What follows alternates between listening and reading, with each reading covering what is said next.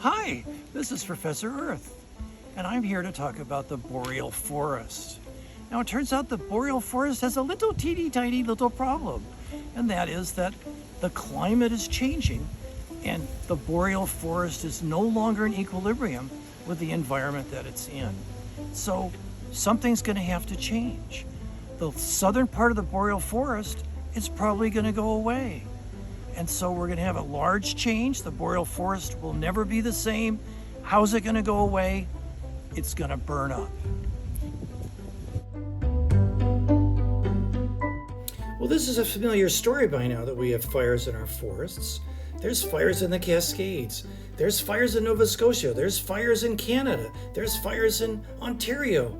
There's fires even in Hawaii, in Spain, and Greece, and all around the world we're seeing fires. But the Boreal Forest is a special case because it's the largest single biome.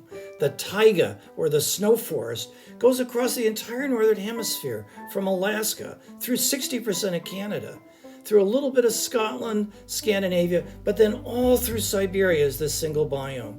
And if we have a process affecting it the way climate change is, then we're looking at a tipping point where we could change this huge areas of the Earth's surface. And that's what's happening. We're drying out trees, we're having warm temperatures at the southern edge of the Boreal Forest, and we're getting fires that like we've never seen before. There's always been fires in the Boreal Forest, and they recur every few hundred years. But the fires we're seeing now are much larger. So let's look at one of these fires. Let's take the science drone up. Okay, so we're looking at a small fire north of Denali National Park, lightning caused, entirely natural. And what we see is a huge amount of smoke generated and blowing downwind from the fire source. And in this smoke is CO2. We're looking literally at huge amounts of greenhouse warming gases being released from this wildfire in central Alaska. Well, the smoke is bad, but perhaps the CO2 is worse. Let's look at the smoke as a proxy for CO2 release. Let's look at all of Alaska. We see red where there's intense amounts of smoke. That means where the fires are localized. Across Alaska, multiple sources, but also across northern Canada in the Boreal Forest. So we have fire after fire releasing CO2 across all of North America. This is a huge process, and the amount of CO2 that gets released is enormous. So if we just look at the early summer Canadian fires, they were also in the Boreal Forest in East Central Canada. They released the equivalent through midsummer of all the airline traffic in the world of CO2 emissions. A year ago in Siberia, huge forest fires released the equivalent of all of the emissions from Germany, a large industrialized country, of course. So we're looking at smoke, but we're seeing CO2, and this is why we're burning past the tipping point.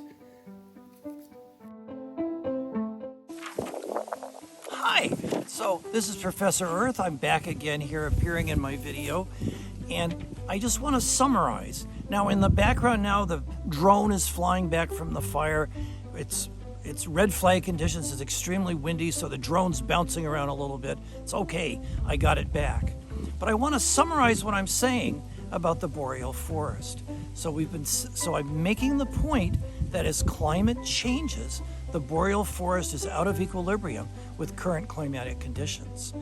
And what that means is that it's going to go away and something else is going to appear there. Grasslands, perhaps. They might be better adjusted to the new warmer, drier climate that we're seeing. But it's not just the Boreal Forest that has a teeny tiny little problem. So does all of humanity. Because as the Boreal Forest goes away and the trees burn up, they're going to put a huge amount of additional CO2 into the atmosphere. And that will be enough to help increase the amount of global warming we're seeing. But the teeny tiny problem is even worse because as the Boreal Forest goes away, it's going to expose huge amounts of peat. And peat turns out to be the most intense organic deposit of CO2, of carbon, that you can find on the planet. And we don't quite know how this will work, but chances are a good amount of that peat is going to also go away, go into the atmosphere, and accelerate and amplify global warming even more in an enormous feedback effect that'll make global warming even worse. So how much CO2 can we look at here? It's estimated using computer models that about 50 billion tons of CO2 will be released as the southern part of the Boreal Forest is incinerated. So enjoy it now. Enjoy our world. It's changing fast.